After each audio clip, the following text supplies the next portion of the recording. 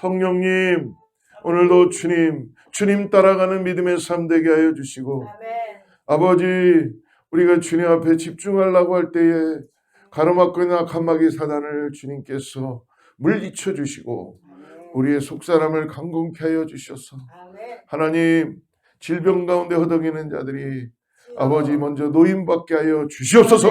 성령께서 예수의 이름으로 보혈의 능력으로 깨끗함을 받게 하여 주셔서, 아버지여, 우리가 주님을 더욱더 의지할 수 있는 은혜를 허락하여 주시고, 성령의 능력으로 기도하게 하여 주시고, 하나님의 주시는 은혜를 통하여서 오늘도 승리하는 믿음의 계가를 부르게 하여 주시옵소서. 오늘도 하나님 간절히 기도합니다. 우리의 기도가 주님께 상달됨으로 하나님께서 이미 우리를 위해 기도하고 계시오니, 아버지, 우리가 믿음으로 나아갑니다. 오늘도 하나님께서 아버지 하나님 주님 지켜주시고 일으켜주시고 힘주시고 역사하여 주시옵소서. 말씀으로 이 새벽에 우리 가운데 말씀하여 주셔서 오늘도 주님 안에서 승리하는 하루가 될 수 있도록 말씀으로 우리 가운데 교훈하여 주시고 새롭게 하여 주시옵소서. 예수님의 이름으로 간절히 기도드립니다. 할렐루야. 오늘은 열왕기상 10장의 말씀을 계속 보는데요. 14절부터 29절 말씀 기니까 뒤에 26절부터 29절까지만 보고 말씀을 쫓아가겠습니다. 26절부터 29절까지 말씀 같이 합독하겠습니다. 시작. 솔로몬이 병가와 마병을 모으매. 10장 26절 다시 읽겠습니다. 시작. 솔로몬이 병가와 마병을 모으매 병가가 1,400대요 마병이 12,000명이라. 병거성에도 두고 예루살렘 왕에게도 두었으며 왕이 예루살렘에서 은을 돌같이 흔하게 하고 백향목을 평지에 뽕나무같이 많게 하였더라. 솔로몬의 말들은 애굽에서 들여왔으니 왕의 상인들이 값주고 산 것이며 애굽에서 들여온 병거는 한 대에 은 600세겔이요 말은 한 필에 150세겔이라. 이와 같이 햇사람의 모든 왕과 아람 왕들에게 그것들을 되팔기도 하였더라. 아멘. 솔로몬 왕은 하나님께서 지혜를 주셨고 하나님께서 약속하신 대로 이루신 것입니다. 우리도 이 땅을 살아가면서 삶에 얼마나 많은 풍파가 있고 어려움이 있죠. 그러나 여러분 꼭 잊지 말아야 되는 것은 하나님이 나를 인도하고 계셨고 나에게 약속을 지키시는 신실한 분이시라는 것을 우리는 잊지 말아야 됩니다. 우리는 때때로 그것을 잃어버릴 때 우리 안에는 불만과 불평과 그리고 좌절과 낙심과 또 하나님의 것이 아닌 것들로 인하여 만족하는 것도 아니에요. 어떻게 보면은 뒤틀려 버리는 거죠. 모든 게. 그러나 오늘 다시 솔로몬이 점점점 외적으로는 왕성해지는데, 여러분 우리가 믿음 생활하면서도 매일을 살아가면서 외적으로 풍성해지는 것에 대해서 자랑하지 마시고 진정한 참된 그리스도인이라면 외적으로 풍성해지는 것이 우리의 삶의 기준이 아니라는 것입니다. 목사님 안 가져보셔서 그렇죠? 목사님도 가져보세요. 저는 감사한 게 하나님이 다 필요한 만큼만 항상 주시니까 너무나 감사해요. 모자르지도 않게 하시고 정말 하나님이 공급하신다는 게 너무 처절하게 느껴지니까 감사합니다. 근데 오늘 솔로몬은 이 외적인 풍성함을 어디서 왔는가를 잃어버리고 자꾸 영적인 풍성함을 가져야 되는데, 사랑하는 여러분, 오늘 영적인 풍성함으로 이거를 여러분 정말 은혜로 삼고 나가시기를 축복합니다. 그러니까 여러분 외적인 풍성함이 우리의 어떤 기준을 말해줄 수 없어요. 세상은 외적인 풍성함을 가지고 계속 살아가려고 하고 있지만 그건 죄송하지만 정말 어리석은 일입니다. 하나님은 우리를 영적인 풍성함으로 하나님으로 채워주시고 하나님의 은혜로 인하여 우리가 해석되게 하는 은혜가 있는 줄을 믿습니다. 솔로몬이 하나님의 성전과 자신의 왕궁을 짓는 일을 모두 마친 뒤에 하나님께서 이전에 9장에 보면 두 번째로 그에게 나타나셨죠. 그리고 또 약속하시는데요. 9장을 한번 우리 잠깐 볼게요. 9장에 보면 하나님은 약속의 말씀을 세 구절로 했어요. 3절과 5절. 9장 3절과 5절을 보면은 아버지 다윗에게 했던 약속을 똑같이 해주시죠. 여호와께서 그에게 이르시되 내 기도와 내가 내 앞에서 간구한 바를 내가 들었은즉 나는 내가 건축한 이 성전을 거룩하게 구별하여 내 이름을 영원히 그곳에 두며 내 눈길과 내 마음이 항상 거기에 있으리니 내가 만일 내 아버지 다윗이 행한같이 마음을 온전히 하고 바르게 하여 내 앞에서 행하며 내가 내게 명령한 대로 온갖 일에 순종하여 내 법도와 율례를 지키면 다윗에게 말한 모든 약속을 지켜주신다는 걸 하나님은 하셨어요. 근데 하나님은 이미 솔로몬을 아셨는지 약속의 말씀을 주시는 반면에 그 뒤로 가면은 6절부터 9절은 심판의 경고도 하고 계시다는 것이죠. 6절 보니까 만일 너희나 너희의 자손이 아주 돌아서서 나를 따르지 아니하며 내가 너희 앞에 둔 나의 계명과 법도를 지키지 아니하고 가서 다른 신을 섬겨 그것을 경배하며 이라고 말씀하시면서 지금 하나님께서 성전을 건축하고 난 뒤에 솔로몬을 바라보시며 성공했을 때 눈에 보였을 때 외적으로 뭔가 풍성해졌을 때 하나님은 이미 솔로몬에게 경고해 주신 거예요. 그러니까 인간은 하나님을 떠나서는 살 수 없다는 것을 가르쳐 주시는 거죠.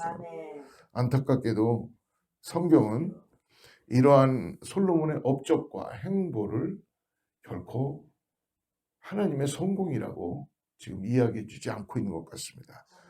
오늘 우리가 읽었던 이 10장의 전체 성경의 이 말씀은 솔로몬의 부를 최소한 계속적으로 다 읽진 않았죠. 우리가 10절부터. 그러나 이 솔로몬의 부를 오늘 한 10번 넘게 언급하고 있어요.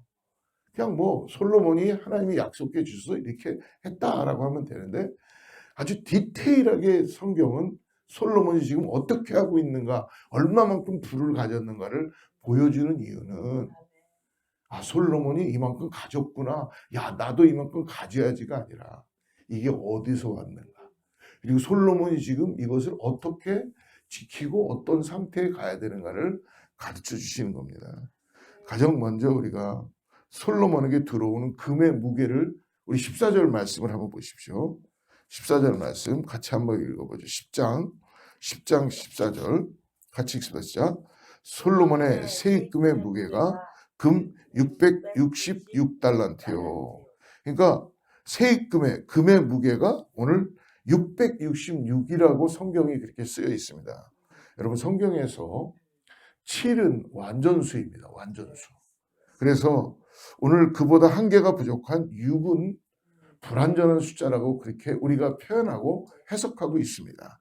그래서 신약성경의 이 요한계시록에서 하나님을 대적하는 짐승을 666, 666이라는 숫자로 상징하고 있다는 것도 우리는 잘 알고 있죠.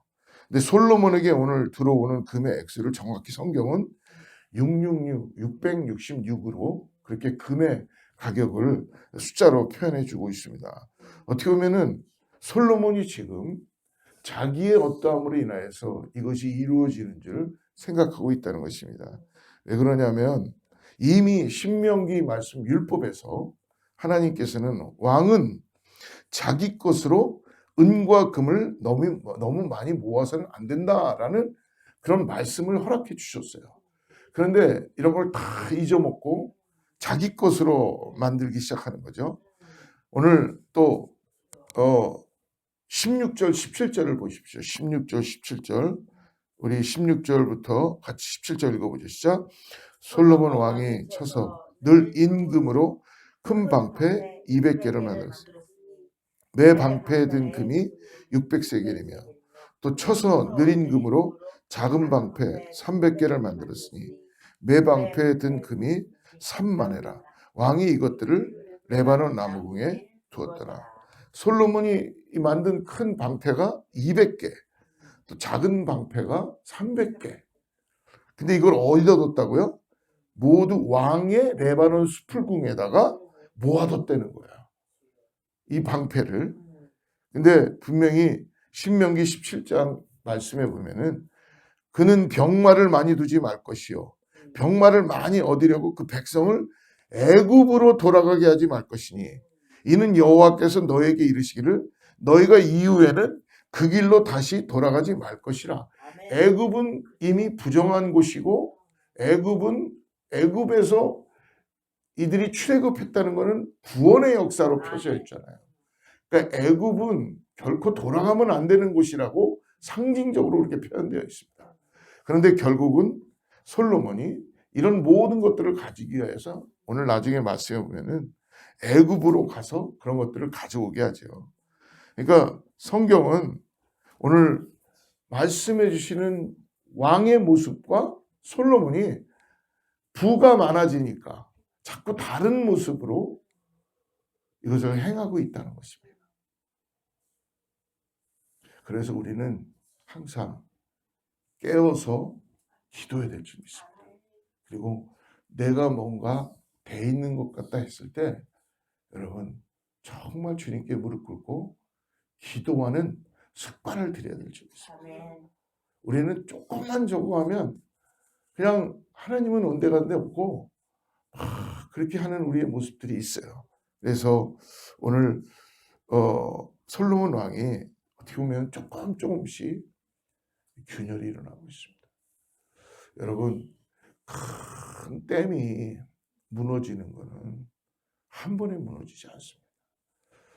그래서 그 댐을 이렇게 검사하는 분들이 매일 아침마다 일어나면 그 댐의 벽을 조그마한 망치를 갖고 다니면서 두들겨 보기도 하고 계속 그러는 이유가 뭐냐면 조그마한 균열이 있으면 그게 큰 수압에 의해서 나중에는 조금씩 거기서 새면서 그게 나중에는 힘에 의해서 터진다고 합니다.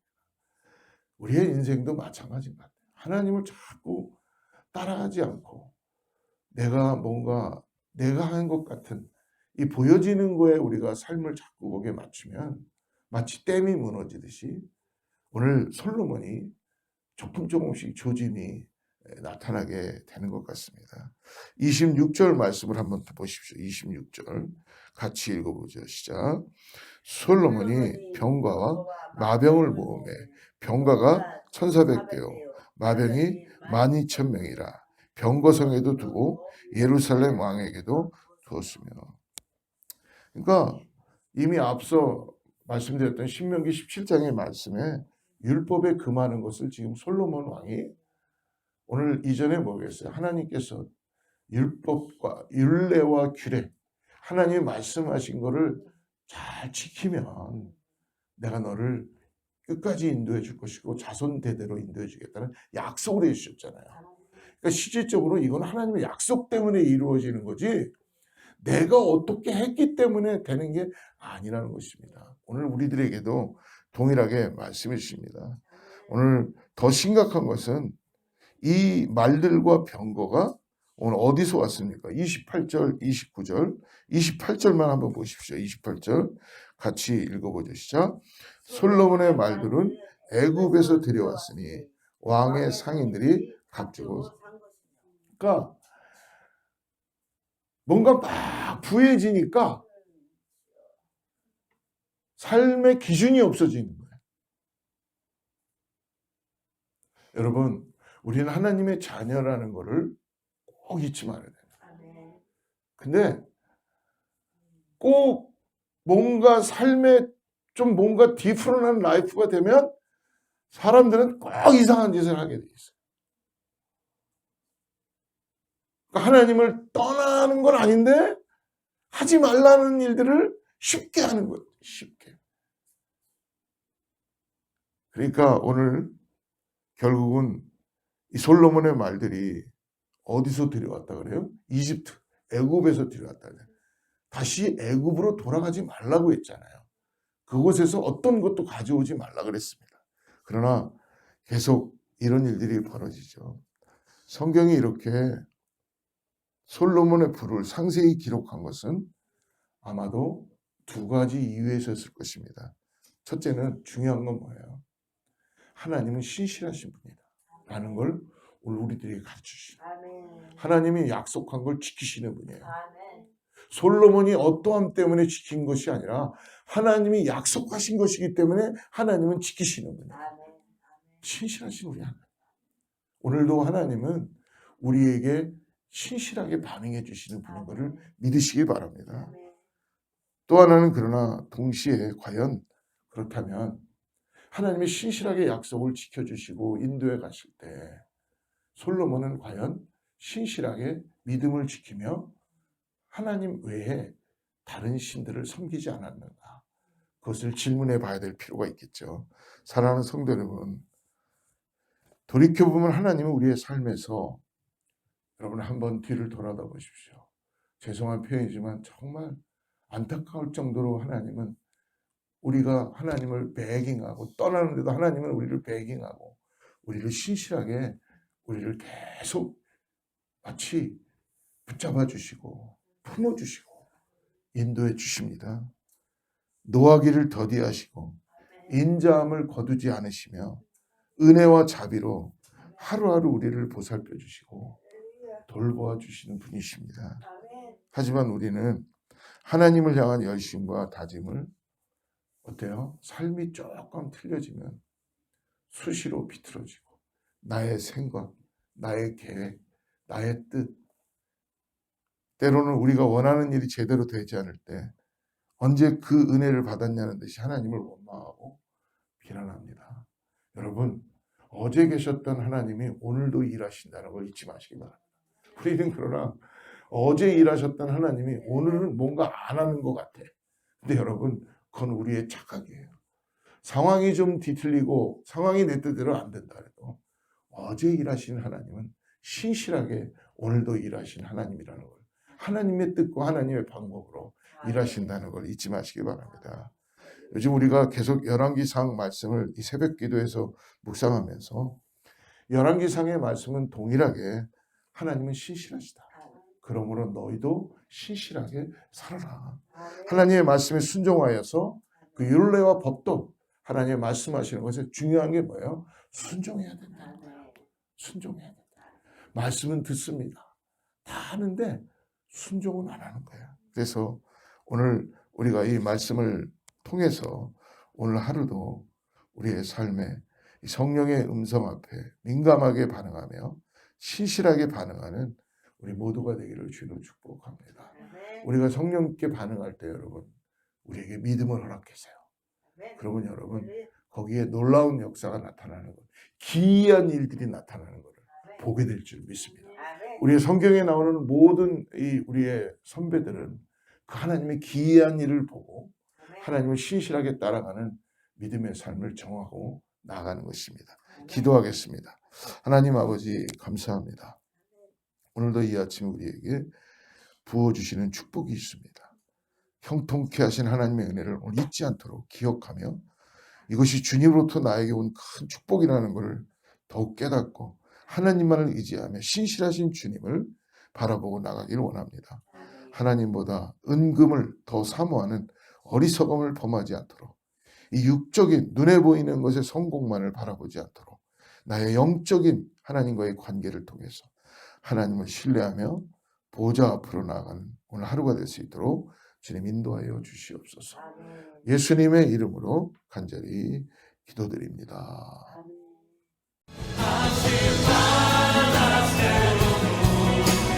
늘